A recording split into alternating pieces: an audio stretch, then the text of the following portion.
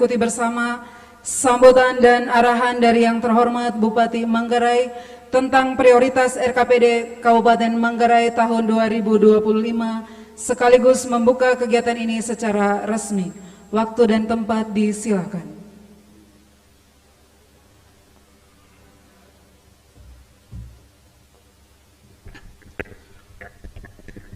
Shalom, salve.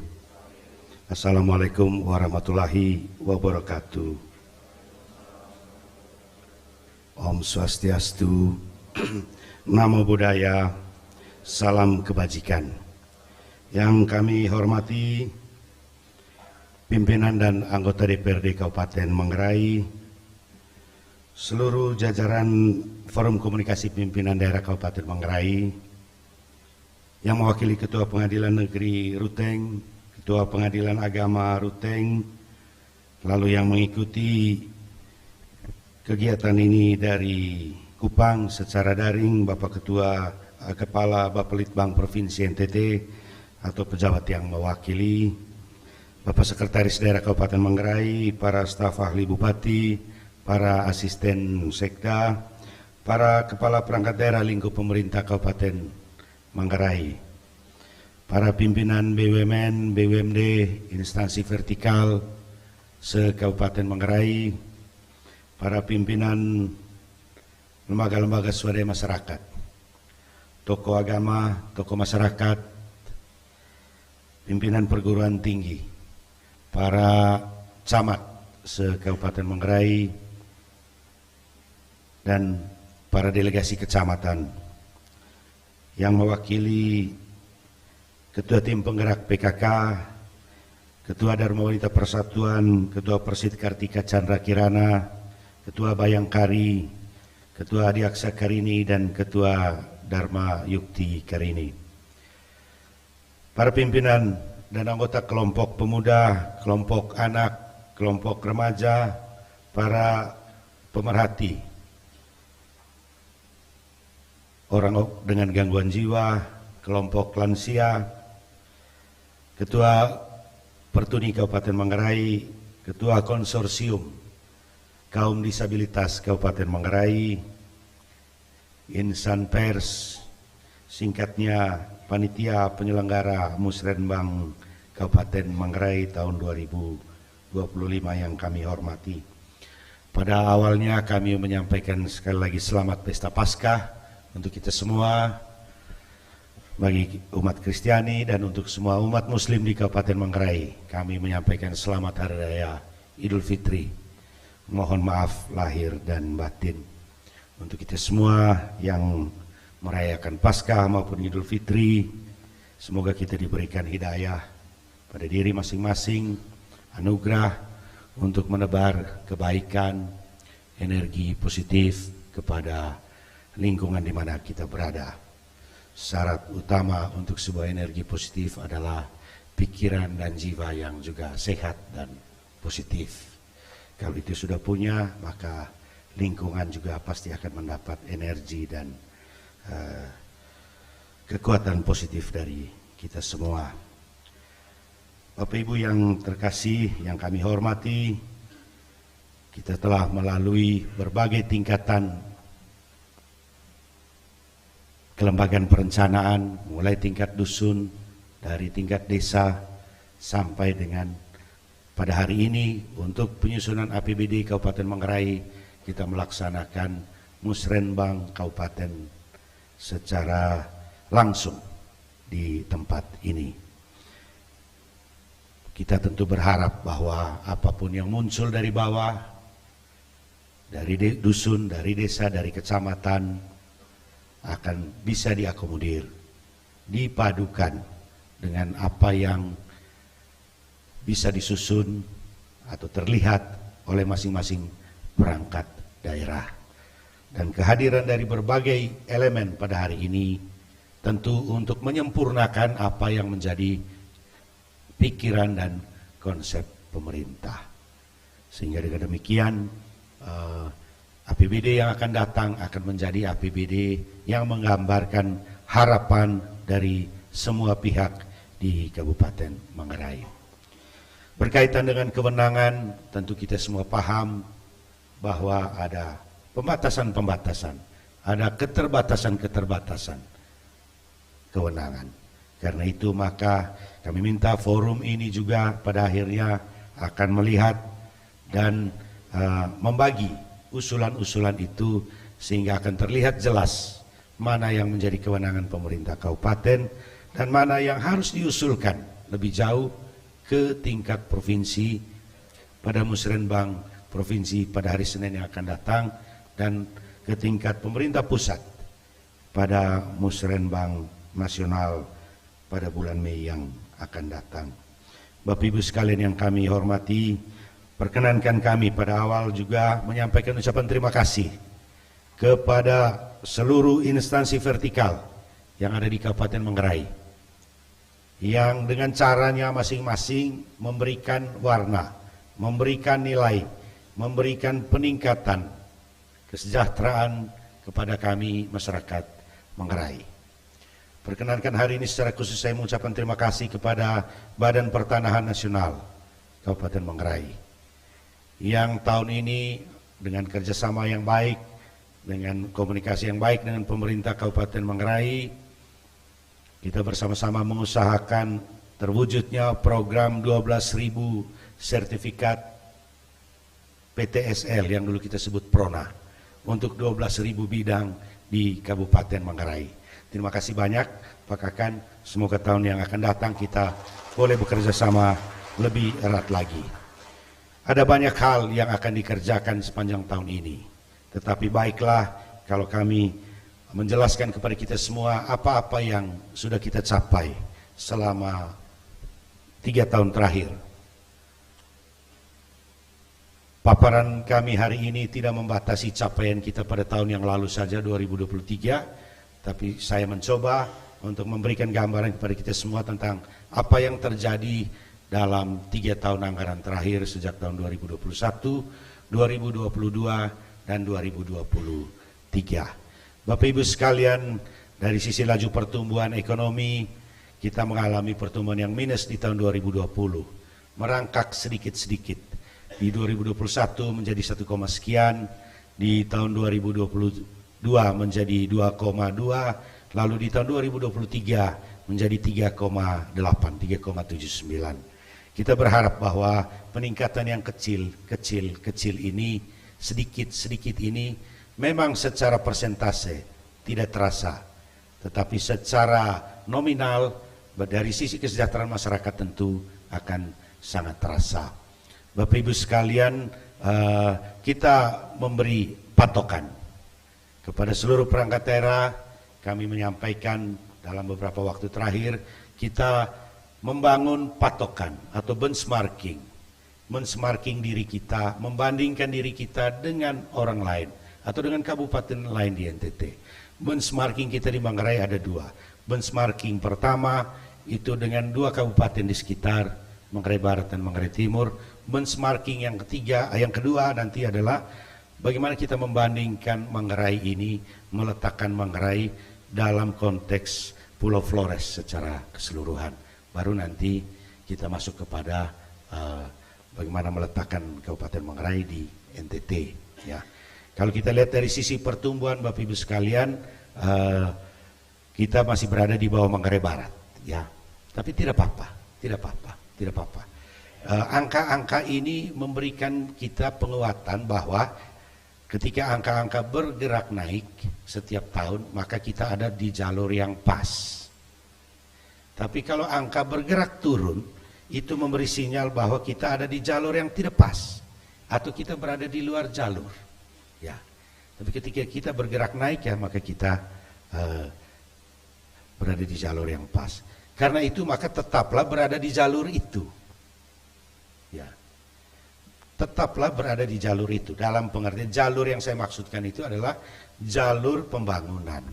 Artinya prioritas-prioritas ditata sedemikian rupa sehingga tidak berbeda jauh juga dengan apa yang kita alokasikan pada tahun-tahun yang lalu. Bapak Ibu perhatikan di Manggarai saja antara 2022 dan 2023, 2,2 dan 3,7. peningkatannya hanya sekitar 1,5%. Kita bisa membayangkan APBD kita 1,4 triliun. Belanjakan 1,4 triliun hanya untuk meningkat 1,5%. Ya. Itu artinya kalau kita mau meningkat masuk ke sampai 3%, APBD harusnya 2 kali dari itu. Kita harus masuk ke 3 triliun. Dan itu tentu bukan sesuatu yang realistis hari ini. Bukan sesuatu yang realistis. Yang realistis adalah kita berangkat dari 1,5 triliun, dari 1,4 triliun, lalu memburu pertumbuhan seoptimal mungkin. Karena APBD tahun depan diperkirakan masih ada pada kisaran yang sama pada tahun ini, maka kita berharap bahwa paling tidak pertumbuhannya akan lebih dari 3,7%. Bapak Ibu sekalian, meskipun demikian, kalau dari data-data yang ada, kita sedikit di atas rata-rata provinsi NTT. Dan saya kira ini tren yang cukup baik. Lalu kita masuk kepada, setelah laju pertumbuhan ekonomi, kita masuk kepada, kita langsung ke tingkat kemiskinan saja. Ya, ini tingkat kemiskinan kita. Ya. Tingkat kemiskinan kita turun dari 20, turun kecil sekali. 20,3, lalu di 2020, lalu di 2023 ada di 19,6. Ya, sekali lagi mengalami penurunan. Tapi tentu saya secara pribadi tidak puas. Kenapa? Karena ini kalau soal kemiskinan ini bukan soal persentase. Bapak Ibu lihat di angka penduduk miskin di tabel kedua. Tabel kedua nomor 4 2023, di sini persoalan kita. Penduduk miskin kita masih tinggi. 70.000 orang.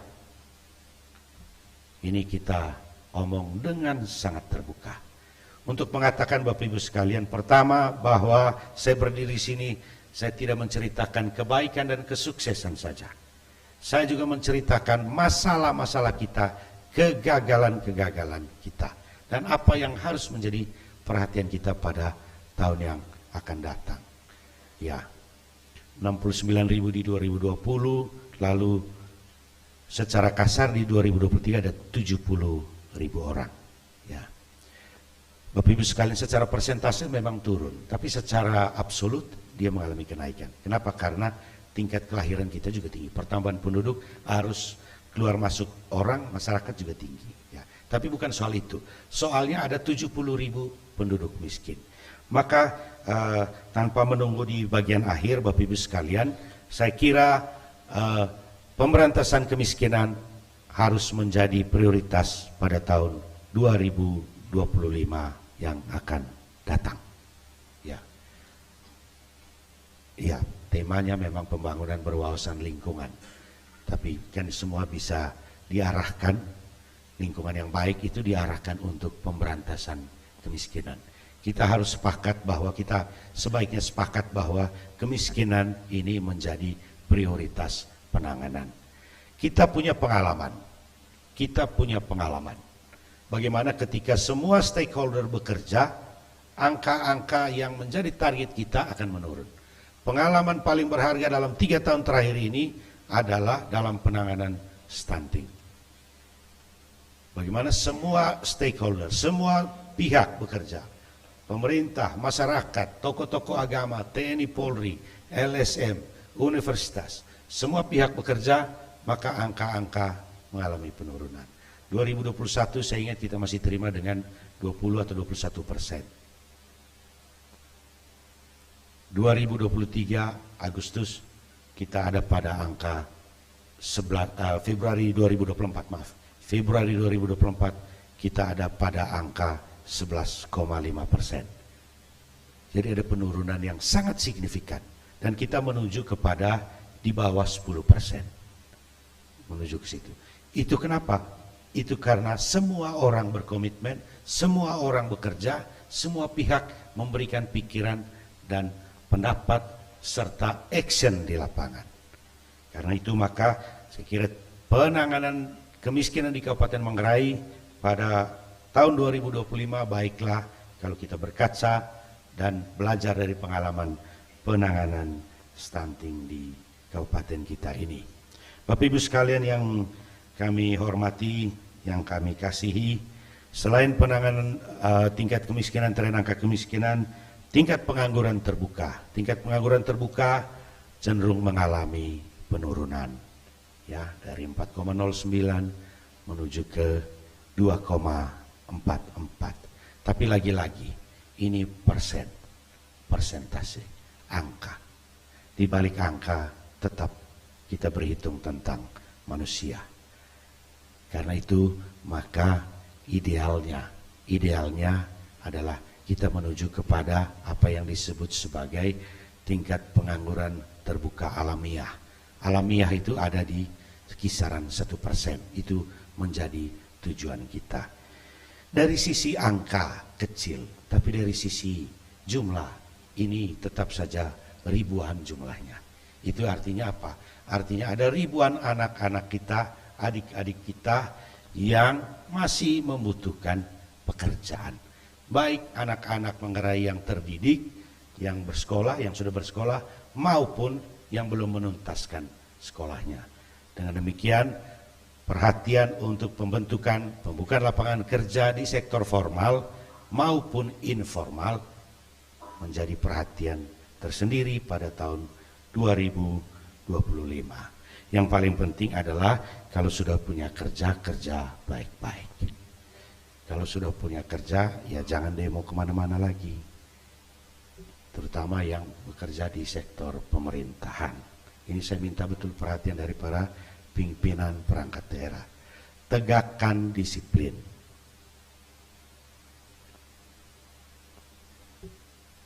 Kalau zaman Bapak Setus, Bapak Frans dulu, disiplin itu harga mati. Ya. Bicara boleh. Berpendapat, oh boleh. Tapi demonstrasi, tidak. Tidak ada ruang untuk itu. Ini bukan soal kebebasan berpendapat. Tapi ketika Anda masuk dalam satu organisasi, hakmu sebagian dibatasi oleh kewajibanmu dalam organisasi itu. Kita beragama saja ada aturannya. Untuk menyembah Tuhan saja ada aturannya. Di luar aturan itu tidak boleh. Padahal mau sembah Tuhan tadi. Apalagi kita berorganisasi. Apalagi kalau kita berada dalam satu sistem birokrasi. Yang memang kita harus tunduk pada aturan-aturan itu. Tunduk pada kesepakatan-kesepakatan di dalamnya. Karena itu saya menyesalkan kalau ada unsur-unsur dalam pemerintahan Kabupaten Manggarai ini yang memberi angin, menyetujui tindakan-tindakan seperti itu. Pemerintahan model apa ini? Pegawai negeri model apa ini? Saya tidak paham. Kalau mau menjadi bagian di luar pemerintahan, keluar saja. Tidak ada soal. Pemerintahan ini butuh soliditas. Tapi kita tetap ada dalam satu aturan yang sama. Kita tetap dalam semangat menegakkan aturan. Bukan untuk kepentingan politik sesaat, kemudian kita harus berantem di dalam, berkelahi di dalam, membela sana sini meskipun kita tahu apa yang kita bela ada di luar garis. Bapak Ibu sekalian, Bapak Ibu tentu tahu apa yang terjadi dalam 2 minggu terakhir. Dan saya tetap dalam posisi melepas 249 nakes. Saya dalam posisi itu. Hari ini akan ada permintaan maaf. Permintaan maaf sebagai manusia tentu, ya. Apalagi kita habis Pasca dan Idul Fitri, ya. Maaf-maafan kan boleh. Tapi penegakan disiplin jangan diletakkan pada basis pribadi, personal. Jangan diletakkan di situ. Diletakkan dalam proses penegakan disiplin sesuai dengan aturan-aturan. Karena itu saya ingatkan sekali lagi unsur-unsur yang masih mau menjadi bagian dari pemerintah Kabupaten Manggarai berhenti bermanuver. Saya ingatkan sekali lagi berhenti bermanuver dalam posisi apapun Anda. apapun posisimu, berhenti bermanuver, mari kita dalam satu jalur yang sama untuk menegakkan aturan, ya. Sehingga kemudian kita akan tampil sebagai birokrasi yang solid. Birokrasi yang solid tidak berarti bahwa tidak ada perbedaan pendapat. Perbedaan pendapat itu tentu selalu ada, dan itu anugerah. Tapi bagaimana mengelola itu, bagaimana mengetahui kapan harus bicara dan di mana harus bicara, tentu itu menjadi bagian yang sangat penting, dan di situ letaknya kedewasaan. Sekali lagi, disitulah letaknya kedewasaan berpolitik, kedewasaan dalam bernegara, kedewasaan dalam mengelola pemerintahan. Kedewasaan hari ini tidak diukur dari umur. Tidak. Tapi bagaimana mengelola perbedaan, mengelola pemerintahan dengan bijak, dengan baik, mengakomodir semua, menerima semua, memberi juga hukuman atas pelanggaran-pelanggaran. Itu juga bagian dari kedewasaan. Kedewasaan tidak diukur dari akomodatif. Iya semua. Oh tidak begitu. Bukan itu namanya dewasa. Dewasa mengatakan yang benar ada di sini, yang salah ada di sini, lalu kita bicarakan. Yang benar diberikan penghargaan, yang salah diingatkan. Sekali lagi, yang salah diingatkan. Tidak harus dihukum, diingatkan. Tapi kalau diingatkan berkali-kali tidak juga, tentu ada sanksi. Bapak Ibu sekalian, tantangan kita pada hari ini adalah juga pada pengelolaan pemerintahan, terutama peningkatan disiplin pegawai negeri sipil dan orang-orang yang sejatinya juga menjadi bagian dari birokrasi pemerintahan ini. Di berbagai sektor, Bapak Ibu sekalian, kita melihat adanya percepatan, ya. Di sektor pendidikan, dalam beberapa tahun ini kita banyak membangun ruang kelas baru, sekolah, gedung-gedung baru. Juga kita melakukan rehabilitasi, rehab berat maupun sedang atas ruang-ruang kelas yang ada. Sebagai gambaran, untuk mempercepat capaian tujuan-tujuan pembangunan di sektor pendidikan, dalam 10-15 tahun terakhir dibangun atau dikeluarkan SK-SK mengenai sekolah-sekolah satu atap, ya. Menjadi tugas pemerintahan pada saat ini adalah ketika sekolah-sekolah satu atap SD dan SMP itu SK-nya sudah ada, maka menjadi tugas kami, tugas kita semua adalah membangun gedung-gedung baru untuk sekolah-sekolah itu. Karena faktanya anak-anak sudah bersekolah di situ, tapi mereka membutuhkan gedung. Itulah bagian dari apa yang kita sebut sebagai keberlanjutan pembangunan. Bahwa apa yang sudah dibangun oleh para pendahulu-pendahulu kita untuk hal-hal yang baik kita lanjutkan, kita tingkatkan sudah, ya. Jadi pada SD maupun SMP hal itu terjadi. Kita bersyukur bahwa dengan Undang-Undang Hubungan Keuangan Pusat dan Daerah yang baru tahun nomor 1 tahun 2022 ada ruang untuk pendidikan, kesehatan itu ruang dalam hal alokasi anggaran dana alokasi umum.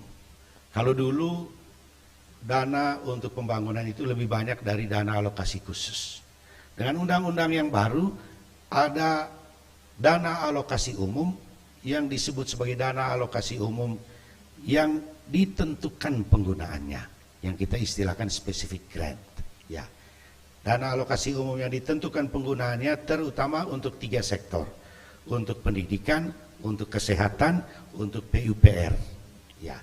Sehingga tambahan di luar untuk pendidikan, kesehatan dan PUPR selain DAK ada juga dana alokasi umum dari sektor dari specific grant, yang sudah ditentukan penggunanya. Maka dengan peluru yang cukup banyak inilah kita berusaha untuk mempercepat semua perbaikan-perbaikan di tahun 2021 sampai dengan 2023. Namun tantangannya Bapak Ibu sekalian adalah bahwa gedung-gedung sekolah kita, baik sekolah negeri maupun sekolah swasta, ya ini kita harus akui, ada banyak dalam kondisi yang sulit. Terutama sekolah-sekolah swasta sekolah-sekolah dasar Katolik. Ini kita akui saja, ya. Karena itu maka komunikasi kita dengan Yayasan Sukma ini kita sudah lakukan, dan kita berusaha supaya di tahun yang akan datang di 2025 sebagian dari dau yang ditentukan penggunaan itu akan diarahkan untuk sekolah-sekolah Katolik yang tersebar di seluruh Manggarai, ya. Lalu yang berikut adalah masih di sektor pendidikan. Di sektor pendidikan, Bapak Ibu sekalian, adalah perhatian kita kepada PAUD, pendidikan anak usia dini. Dalam hal pendidikan anak usia dini, kita memutuskan untuk mulai dari tenaga pengajar. Kita tidak bicara soal honor, kita tidak bicara soal tambahan penghasilan untuk tenaga pengajar PAUD. Yang kita bicara adalah memberi beasiswa pada tahun 2024 ini kepada 200 orang pengajar PAUD untuk kuliah di universitas terbuka pada jenjang S1. Kita mulai dengan 200 orang dulu tahun ini, ya. Kenapa demikian, Bapak-Bapak sekalian? Kenapa demikian? Karena ada banyak tenaga pengajar PAUD kita yang modalnya nekat, modal semangat, modalnya hanya karena dia punya perhatian dengan lingkungan sekitar. Dan itu dia kumpulkan anak-anak sekitar, mulai hanya dengan modal lihat YouTube.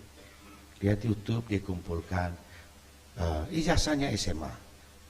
Karena itu maka kita memberi keputusan masih dengan menggunakan dau spesifik grant dari Dinas Pendidikan tadi. Kita memberi beasiswa dan kita menjamin bahwa 200 orang ini akan dibiayai sampai dengan selesai pada jenjang S1. Berharap bahwa mereka semua inilah yang akan mengurus anak-anak kita PAUD dan TK. Tapi kepada teman-teman ini, beberapa waktu lalu kami ketemu semua, saya sampaikan satu hal, bahwa yang penting sekolah dan kerja dulu. Jangan dulu bicara mau jadi ASN, itu adalah kita biayai dulu sekolahnya, ya. Lalu berikutnya Bapak Ibu sekalian adalah ada di sektor kesehatan. Di sektor kesehatan yang pertama sekali adalah penanganan stunting. Karena itu saya ucapkan terima kasih kepada Bapak-Bapak TNI Polri, dari Kejaksaan, dari lembaga-lembaga instansi vertikal, Bapak-Bapak Camat, Bapak-Bapak Kepala Desa, Ibu-Ibu Ketua Tim Penggerak PKK Kecamatan dan Desa, semua pihak di sektor pendidikan yang memungkinkan kita ada di level 11,5% stunting pada Februari 2024. Target nasional itu baru di 2024 ini 14% target nasional. Kita sudah maju lebih cepat di Februari di angka 11,5%. Ya, memang kalau ngomong stunting di Manggarai ini tidak mudah, sangat tidak mudah. Karena apa? Karena pola asuh kita, terutama karena pola asuh. Pendapatan bisa diatangani, bisa dengan macam-macam cara, tetapi kemudian masalahnya ada dalam pola asuh di dalam rumah. Dan itu tentu membutuhkan banyak hal untuk kita atasi. Selain itu, yang baru dalam penanganan kesehatan di Kabupaten Manggarai adalah perhatian kita terhadap penanganan orang-orang dengan gangguan jiwa. Ya. Kita mulai 2 tahun lalu dengan kerjasama yang baik dengan salah satu panti yang ada di Ruteng, terutama untuk masyarakat Manggarai yang masih dipasung. Kita punya program lepas pasung, ya, karena memang ini yang paling urgent. Dan kita menangani sedikit demi sedikit. Belum seluruh tertangani, tapi kita sudah bisa belajar dari apa yang kita lakukan. Dan kita berharap bahwa penanganan ODGJ ini akan tetap berjalan pada tahun 2025 yang akan datang. Ya. Demikian juga dengan bantuan iuran bagi masyarakat miskin. Tahun ini kita masih ada pada level 23.000 orang yang kita bisa bantu iurannya untuk masyarakat miskin, tapi dengan berbagai perkembangan kelihatan akan masuk ke dalam ke 25 orang di akhir tahun. Kita berharap bahwa di perubahan anggaran yang akan datang kita akan bisa alokasikan lebih lagi untuk iuran BPJS bagi masyarakat miskin. Lalu di sektor pekerjaan umum, penataan ruang, Bapak Ibu sekalian, adalah adanya banyak perbaikan-perbaikan jalan dengan angka-angka yang menurut saya memang tidak fantastis. Tapi itulah yang terbaik yang kita bisa lakukan pada masa-masa ini. Sebagian besar dari pinjaman daerah kita dari Bank NTT pada tahun yang lalu itu kita arahkan untuk pembangunan di bidang infrastruktur. Kita memutuskan bahwa pengerjaan Lapen terbatas, kita arahkan lebih banyak untuk hot mix, untuk HRS. Ya, memang jadinya lebih kecil, lebih pendek panjang jalannya yang bisa diintervensi, tetapi saya kira untuk beberapa tempat yang kita intervensi itu menjadi solusi yang efektif dan jangka panjang, lebih bertahan lama bagi ketersediaan infrastruktur. Demikian juga untuk penyediaan air minum dan sistem irigasi kita. Di sektor pertanian, Bapak Ibu sekalian, jaringan irigasi usaha tani kita memang banyak bermasalah. Tapi dalam 3 tahun ini kita membangun ada 80 unit jaringan irigasi usaha tani. Ada perbaikan-perbaikan di sana sini sehingga sebagian bisa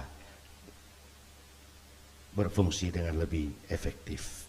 Itulah bagian pertama Bapak Ibu dari apa yang kami paparkan pada hari ini. Bagian pertama tadi berkaitan dengan apa yang sudah kita lakukan, apa yang sudah kita capai. Tentu ada banyak hal yang terlihat, yang terasa dalam kehidupan harian kita. Ada banyak kemajuan, tapi juga tidak dipungkiri ada juga banyak masalah. Ada banyak sekali masalah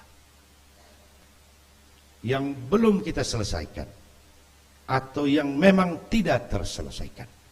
Itu juga harus diakui. Karena itu maka menjadi bagian dari apa yang akan kita paparkan dalam bagian kedua ini adalah apa-apa yang menjadi prioritas. Hendaknya menjadi prioritas pada tahun mendatang. Bapak Ibu sekalian, yang paling pasti pada hari ini yang kelihatan dan berpengaruh pada semua sektor itu adalah perubahan iklim. Dan kita harus mengatakan bahwa pemerintah, saya harus mengatakan bahwa pemerintah masih kesulitan untuk merumuskan kebijakan-kebijakan dalam mengantisipasi perubahan iklim. Karena itu salah satu caranya adalah membuka diri bekerja sama dengan pihak-pihak luar, lembaga-lembaga swadaya masyarakat, universitas, untuk sejak dini kita merumuskan bersama apa yang harus kita lakukan untuk perubahan iklim ini. Ya. Dulu istilahnya hanya gagal panen, tapi hari ini ada istilah lagi, gagal tanam. Ya. Ketika baru ditanam hujan sedikit, kemudian kemarau, berhenti lagi. Jadi kalau tanam saja sudah gagal, apalagi dipanennya. Ya. Dan kita mengalami itu berkali-kali dalam setidaknya dalam 2 tahun ini, 2023 dan 2024. 2023 dan 2024. Teman-teman di Bapperida dan Dinas Pertanian saya kira buka diri betul pada tahun ini. Belum terlambat semuanya. Belum terlambat. Buka diri betul kerjasama dengan pihak lain, pihak-pihak luar. Ya. Untuk kemudian kita di tahun yang akan datang tidak mengalami ini lagi. Minimal kita meminimalisir. Ya. Perubahan iklim ini juga berdampak pada ketersediaan air bersih kita. Ya. Ini menjadi catatan bagi pemerintah Kabupaten Manggarai, menjadi catatan bagi PDAM Tirta Komodo. Ini menjadi catatan. Kenapa? Karena kita memang bisa bersembunyi atau memberi alasan bahwa debit air kita memang menurun. Tetapi tentu kita tidak bisa berpuas atau berhenti pada hal itu saja. Kita juga harus mencari jalan keluar atas itu. Karena itu sumber-sumber air bersih, air baku yang baru pada tahun ini harus segera ditemukan sehingga bisa dianggarkan pada tahun yang akan datang. Kita berharap bahwa di tahun yang akan datang tidak akan terjadi atau sedikit terjadi keluhan-keluhan kita berkaitan dengan air bersih ini. PDAM saya tahu di tahun ini merencanakan beberapa hal dan saya kira membangun reservoir yang lebih besar di Baipong, di Waso, itu reservoir yang lebih besar lagi. Kemudian di ujung bandara rencananya untuk Karot, Tadong dan sekitarnya itu akan dibangun satu lagi yang besar untuk menarik air dari Bedecer. Jadi naik ke atas sehingga harapannya Pongara dan sekitarnya itu akan bisa tertangani dengan lebih baik. Bapak Ibu sekalian, dalam hal perubahan iklim ini juga yang perlu diperhatikan adalah berkaitan dengan pekerjaan-pekerjaan fisik proyek kita. Karena itu saya minta betul perhatian untuk mempercepat mulainya pelaksanaan proyek-proyek fisik, sehingga karena kita tidak tahu apa yang akan terjadi dalam 4 bulan, 5 bulan mendatang berkaitan dengan iklim kita, berkaitan dengan curah hujan. Paling akhir Bapak Ibu sekalian adalah arahan kami tentang apa yang akan kita lakukan pada tahun yang akan datang. Di sisi pariwisata, kita sudah sepakat dalam RPJMD bahwa kita menuju kepada pariwisata budaya dan religi. Dalam beberapa tahun ini kita bekerja sama dengan pihak Keuskupan Ruteng untuk juga turut serta dalam Festival Golocuru. Juga ada beberapa perayaan lain. Yang tertinggal adalah dalam hal wisata budaya. Karena itu maka arahan kami di tahun depan adalah kita merencanakan dari keuangan yang terbatas yang ada ini untuk dibangun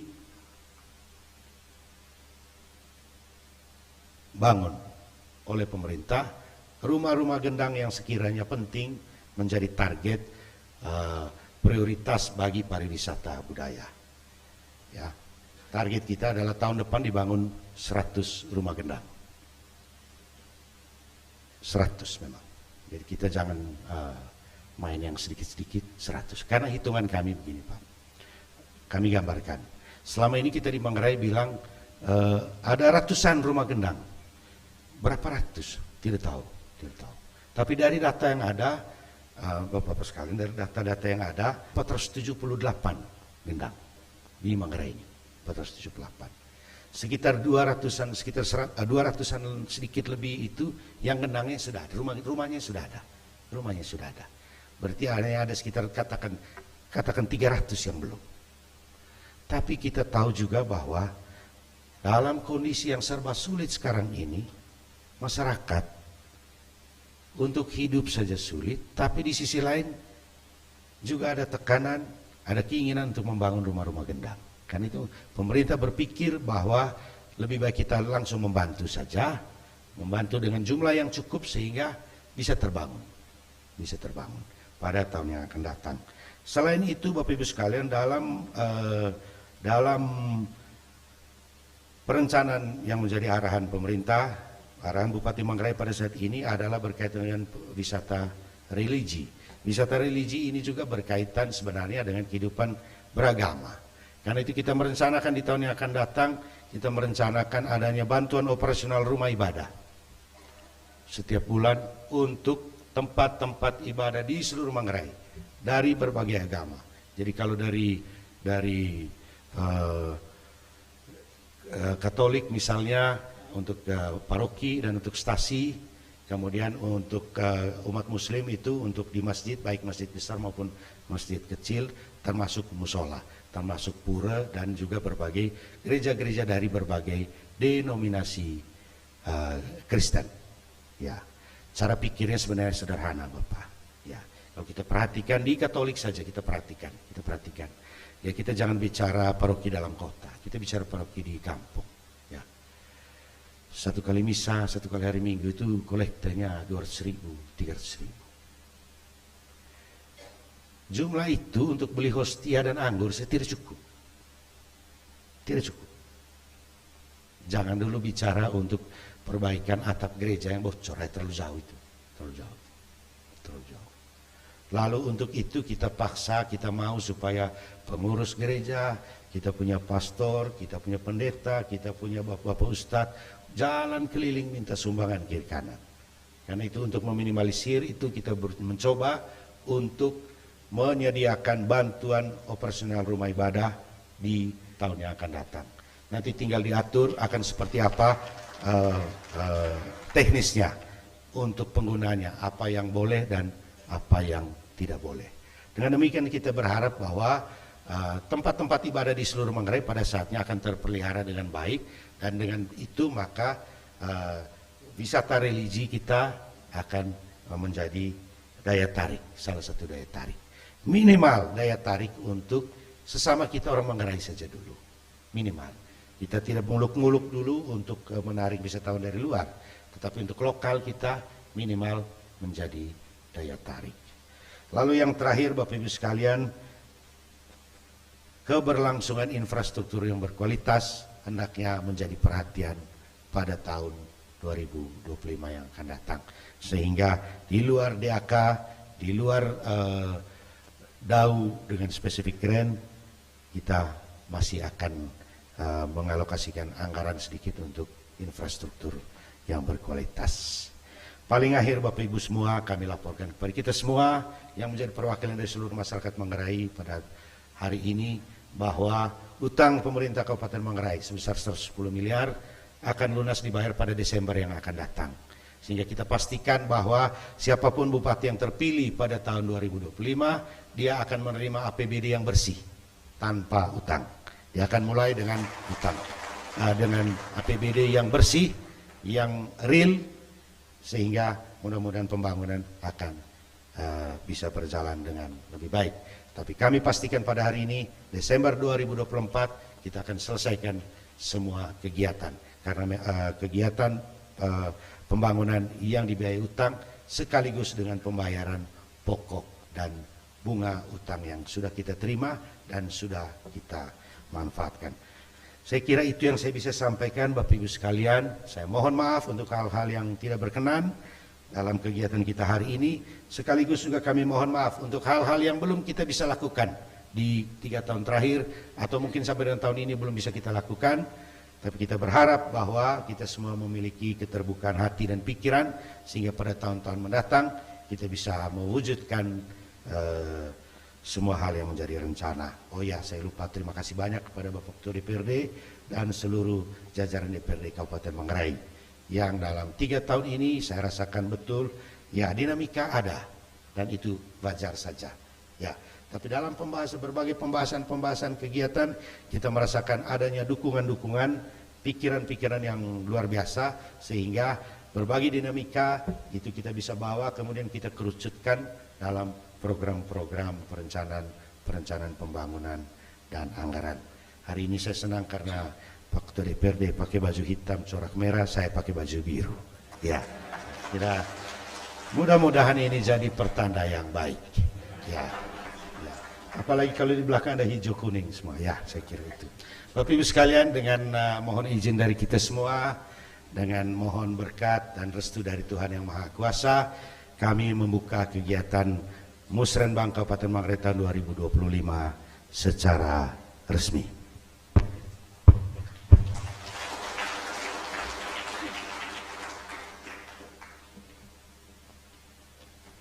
Baik, sekali lagi terima kasih kepada yang terhormat Bupati Manggarai atas sambutannya.